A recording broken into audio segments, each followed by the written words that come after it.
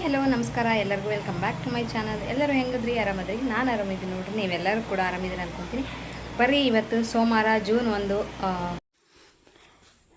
1 ಭಾಳಷ್ಟು ಜನರ ಹುಟ್ಟುಹಬ್ಬವನ್ನು ಆಚರಿಸುವಂಥ ದಿನ ಆಗಿರ್ತದೆ. ಯಾಕಂದರೆ ಆವಾಗಿನ ಕಾಲದಾಗ ಯಾರೂ ಅಷ್ಟು ಡೇಟ್ ಆಫ್ ಬರ್ತು, ತಿಂಗಳ, ದಿನ ಎಲ್ಲ ನೆನಪಿಟ್ಕೊಂಡಿರಲ್ಲ. ಸೊ ಹಾಗಾಗಿ ಆಲ್ಮೋಸ್ಟ್ 90% ಜನದ ಹುಟ್ಟುಹಬ್ಬ ಇರ್ತದೆ ಇವತ್ತು. ಈಗಿನ ಜನ್ರೇಷನ್ ಎಲ್ಲನೂ ನಿಮಿಷ ಮೊದಲು ಮಾಡಿ ಎಲ್ಲನೂ ಹಚ್ಚಿಟ್ಕೊಂಡಿರ್ತಾರೆ. ಆದರೆ ಆವಾಗ ನಂದು ಕೂಡ ಟೈಮು, ವಾರ ಏನೂ ಗೊತ್ತಿಲ್ಲ. ಹಂಗಾಗಿ ಭಾಳಷ್ಟು ಜನದ ಹುಟ್ಟುಹಬ್ಬ ಇರ್ತದೆ. ಅವ್ರಿಗೆಲ್ಲರಿಗೂ ನನ್ನ ಕಡೆಯಿಂದ ಹುಟ್ಟುಹಬ್ಬದ ಶುಭಾಶಯಗಳನ್ನ ಹೇಳ್ತಾ ಬರ್ರಿ ಇವತ್ತಿನ ವ್ಲಾಗ್ನ ಸ್ಟಾರ್ಟ್ ಮಾಡಕತ್ತೀನಿ. ನನ್ನ ವ್ಲಾಗ್ ಸ್ಟಾರ್ಟ್ ಆಗೋದೇ ಅಡುಗೆ ಮನೆಯಿಂದ. ಫಸ್ಟು ಇವತ್ತು ಸೋಮವಾರ. ನನಗೆ ಸ್ವಲ್ಪ ಬೆಳಗ್ಗೆ ಯಾಕೋ ಹುಷಾರಿರಲಿಲ್ಲ, ಮಕ್ಕೊಂಡ್ಬಿಟ್ಟಿದ್ದೆ. 9 ಗಂಟೆ ಮಾಟ ಎದ್ದಿರಲಿಲ್ಲ, ಸ್ವಲ್ಪ ಲೇಟಾಗಿ ಎದ್ದೆ. ನಮ್ಮ ಮನೆಯವರು ಬೆಳಗ್ಗೆ ನಾಷ್ಟ ತೊಗೊಂಡು ಕೊಟ್ಟಿದ್ದರು, ನಾಷ್ಟ ಮಾಡಿದೆ. ಮಧ್ಯಾಹ್ನದ ಅಡುಗೆ ಮಾಡಬೇಕಲ್ಲ, ನಾಷ್ಟ ನಾನು ಒಬ್ಬಕ್ಕೆ ಮಾಡಿದ್ದೆ, ನಮ್ಮ ಮನೆಯವ್ರು ಮಾಡಿರಲಿಲ್ಲ. ಹಂಗಾಗಿ ಸ್ವಲ್ಪ ರೈಸ್ ಮಾಡಿ ಚಿತ್ರಾನ್ನ, ಪುಳಿಯೋಗರೆ ಮಾಡಿಕೊಟ್ಟೆ ನಮ್ಮ ಮನೆಯವರಿಗೆ. ಅವ್ರು ತಿಂದು ಸ್ವಲ್ಪ ಅಂಗಡಿಗೆ ಕುಂತಿದ್ರು. ನಾನು ಮಧ್ಯಾಹ್ನಕ್ಕೆ ಅಡುಗೆ ಮಾಡಲೇಬೇಕಲ್ಲ, ಹೋಟೆಲಲ್ಲಿ ನನಗಿಷ್ಟ ಆಗಲ್ಲ. ಹಂಗೂ ಹಿಂಗೂ ಎಲ್ಲ ಸ್ನಾನ ಎಲ್ಲ ಮುಗಿಸ್ಕೊಂಡೆ. ಇವತ್ತು ಪೂಜೆ ಸಹ ನಾನು ಮಾಡಿಲ್ಲ, ಮನೆಯವರೇ ಮಾಡಿದರು. ನಾನು ಅಡುಗೆನ ಸ್ಟಾರ್ಟ್ ಮಾಡ್ಕೊಂಡಿದ್ದೀನಿ. ರೈಸ್ ಅಂತೂ ಬೆಳಿಗ್ಗೆನೇ ಮಾಡಿದ್ದೆ, ಆದರೆ ಸಾರು ಮತ್ತು ಮೊಸರು ಇತ್ತು. ಅದರಲ್ಲಿ ಮಜ್ಜಿಗೆ ಒಗ್ಗರಣೆ ಕೊಟ್ಟರೆ ಆಯ್ತಂತ ಮಜ್ಜಿಗೆನೂ ಮಾಡ್ಕೊಂಡಿನಿ ನೋಡಿರಿ. ಒಳ್ಳೆ ಚಿನ್ನು ಕೊಡ್ತೇನೆ, ಚಿನ್ನು ಮರಿ ಕೊಟ್ಬಲ್ಲ. ಹಾಂ, ನೀಲೇ ರಾ ಚಿನ್ನು ಮರಿ ಕೊಟ್ಬಲ್ಲ ಏನು? ಇಲ್ಲೇ ಚಿನ್ನು ಮರಿ, ಚಿನ್ನು ಮರಿ ಏನೈತಿ? ಬಂದರಿ, ಚಿನ್ನು ಏನೈತಿ? ಅಲ್ಲಿ ನೋಡಿ ಗೇಡ್ಲ ಚಿನ್ನು ಬಂದದಲ್ಲಿ ನೋಡು, ಹೋಗಿ ನೋಡ್ಬಾ, ಹೋಗ್ರಾ? ಬೇಡ, ನೀವು ಹೋಗಿ ಚಿಕ್ಸ್ತೀನಿ, ಹೋಗಿ ಚಿಪ್ಪು ಕೇಕ್ ಕೊಡ್ಲೆ. ಹೊಟ್ಟೆ ತಿನ್ನಾಕಿದ್ದು ಸಾಕೋದಿಲ್ಲ. ಅಪ್ಪಾಜಿ ಏನೈತಿ? ಅಪ್ಪಾಜಿ ಅಲ್ಲಿ ನೋಡಿ, ಗಾಡಿ ತಗೊಂಡು ಊರಿಗೆ ಹೊಂಟ.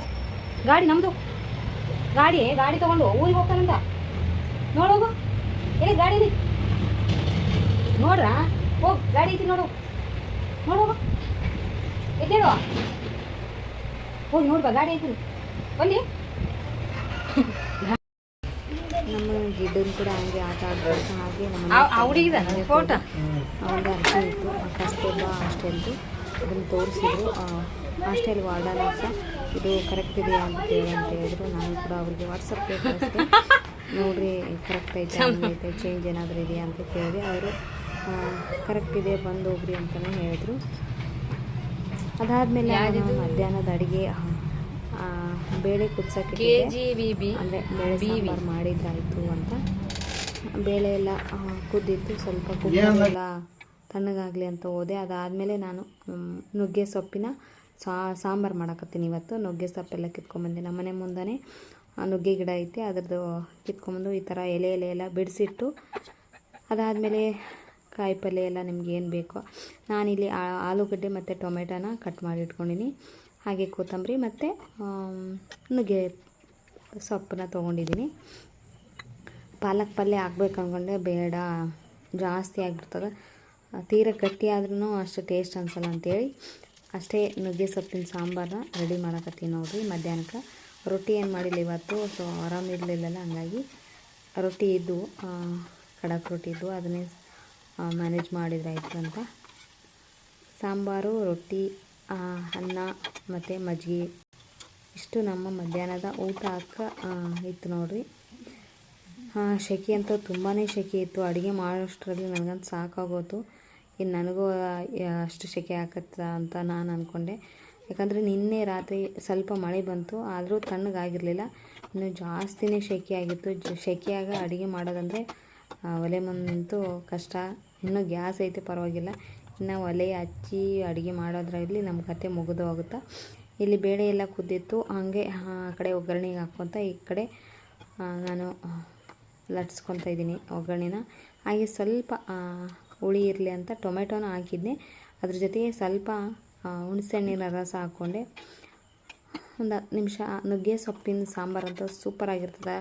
ರೈಸ್, ರೊಟ್ಟಿ ಅಥವಾ ರಾಗಿ ಮುದ್ದೆ ನೀವು ಯಾವುದ್ರಲ್ಲಾದ್ರೂ ಉಣ್ಬೋದು, ಚೆನ್ನಾಗಿರ್ತದೆ. ನನ್ನ ಫೇವ್ರೇಟ್. ನಮ್ಮ ಮನೆಯವ್ರಿಗಂತೂ ಇದು ನುಗ್ಗೆ ಸೊಪ್ಪು ಹಾಕು ಅಂತ ಹೇಳಿದ್ರು. ಭಾಳ ದಿನ ಆಯಿತು ನಾನು ಮಾಡಿರಲಿಲ್ಲ, ಹಾಗಾಗಿ ನಮ್ಮ ಮನೆಯವರಿಗಂತೂ ಫೇವ್ರೇಟು ನುಗ್ಗೆ ಸೊಪ್ಪು. ಅದು ಕೂಡ ಆರೋಗ್ಯಕ್ಕೂ ಒಳ್ಳೆಯದಲ್ಲ, ಹಾಗಾಗಿ ಫ್ರೆಶ್ ನುಗ್ಗೆ ಸೊಪ್ಪನ್ನ ಹರ್ಕೊಂಬಂದು ಮಾಡಿದೆ. ಇದು ದಿನ ಉಪಯೋಗಿಸೋದ್ರಿಂದ ನಮಗೆ ತುಂಬಾ ಬೆನಿಫಿಟ್ಸ್ ಇದಾವೆ. ನಿಮ್ಮ ಮನೆಯಲ್ಲೂ ಈ ಥರ ನುಗ್ಗೆ ಸೊಪ್ಪಿನ ಗಿಡ ಅಥವಾ ಬೇರೆ ಥರ ಯಾವುದೇ ಸೊಪ್ಪಾಗಲಿ ಅದನ್ನ ಈ ಥರ ಬೇಳೆ ಸಾರು ಅಥವಾ ನಾವೇನಾದರೂ ಪಲ್ಯ ಮಾಡ್ತಿರೋ ಅದ್ರಾಗ ಹಾಕೋದ್ರಿಂದ ನಮಗೆ ಎಷ್ಟೋ ಪೋಷಕಾಂಶಗಳು ಸಿಗ್ತಾವೆ. ನಾನು ಯಾವ್ಯಾವ ಸೊಪ್ಪು ಅಂತ ತೋರಿಸ್ತೀನಿ ನಿಮಗೆ, ನಮ್ಮ ಮನೆ ಮುಂದೆ ಯಾವ್ಯಾವ ಥರ ಸೊಪ್ಪುಗಳು ಅಂತ. ಹಾಗೆ ನಾನು ಇದಾದಮೇಲೆ ಒಂದು ವಿಡಿಯೋ ಮಾಡಿದ್ದು ಮೀಶೋದ್ದು, ಅದನ್ನು ಕೂಡ ಮಾಡಿಕೊಂಡೆ. ನೋಡ್ತಾ ಇರ್ಬೋದು, ನಾನು ಆವಾಗಲೇ ಅಪ್ಲೋಡ್ ಮಾಡಿದ್ದೀನಿ ಇನ್ಸ್ಟಾದಲ್ಲಿ.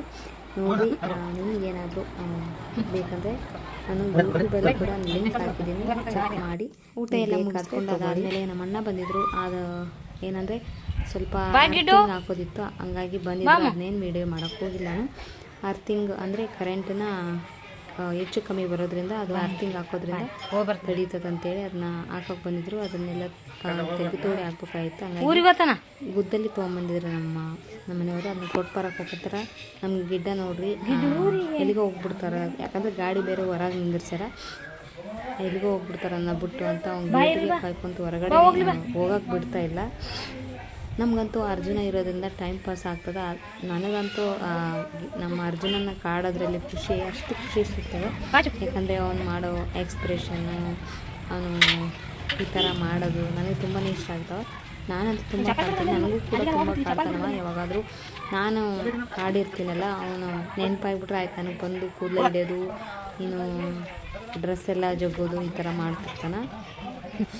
ನಮ್ಮ ಮನೆಯವ್ರು ಒಳ್ಳೆ ಕೊಟ್ಟು ಬಂದಮೇಲೆ ಮತ್ತೆ ಹೋಗ್ಬಿಡ್ತಾರಂತ ಹೇಳಿ ಚಪ್ಪಲಿ ತೊಗೊಂಡು ಹೋಗ್ತಾನೆ ನೋಡ್ರಿ.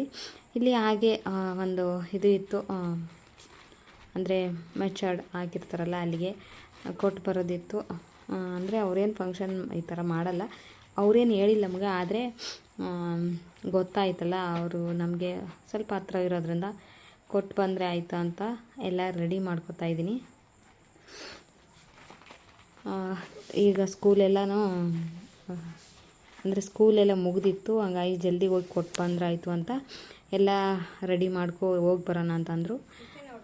ಎಲ್ಲ ರೆಡಿ ಮಾಡಿಕೊಂಡು ನಾನು ಕೂಡ ರೆಡಿಯಾಗಿ ಹೋಗಿ ಜಲ್ದಿ ಬಂದ್ರಾಯ್ತು ಅಂತ ರೆಡಿ ಆದೆ. ಆದರೆ ನಮ್ಮ ಮನೆಯವ್ರಂತೂ ಅಂಗಡಿಲಿದ್ದರು. ಹಾಗೆ ಒಬ್ಬೊಬ್ಬರೇ ಅಂಗಡಿ ಬರಾಕತ್ತಿದ್ರು. ಜಲ್ದಿ ನನ್ನ ಕಡೆಯಿಂದ ಲೇಟ್ ಆದರೆ ಬೈತಾರೆ, ಮತ್ತು ನಿಂದೇ ಲೇಟ್ ಅಂತ. ಹಂಗಾಗಿ ನಾನು ಕೂಡ ಜಲ್ದಿ ರೆಡಿಯಾಗಿ ಎಲ್ಲ ತೊಗೊಂಡು ಹೋಗಕ್ಕೆ ರೆಡಿ ಆದೆ. ಆದರೆ ನಮ್ಮ ಮನೆಯವರು ಇನ್ನೂ ಅಂಗಡಿಯಲ್ಲಿ 2-3 ಜನ ಇದ್ದರು, ಹಂಗಾಗಿ ಅವ್ರ ಕಾಯಕ್ಕೋ ಅಂತ ಕುಂತೆ. ಹಾಗೆ ಹೋಗೋದಷ್ಟೇ ವಿಡಿಯೋ ಮಾಡಿ ನಾನು, ಅಲ್ಲೇನು ವಿಡಿಯೋ ಮಾಡೋಕ್ಕೆ ಹೋಗಿಲ್ಲ. ಬರೋದು ಕೂಡ ಲೇಟ್ ಆಯಿತು, ಹಂಗಾಗಿ ಇಷ್ಟ ಆಗಿತ್ತು ನೋಡ್ರಿ ಇವತ್ತಿನ ವ್ಲಾಗ್ ಇಷ್ಟ ಆದರೆ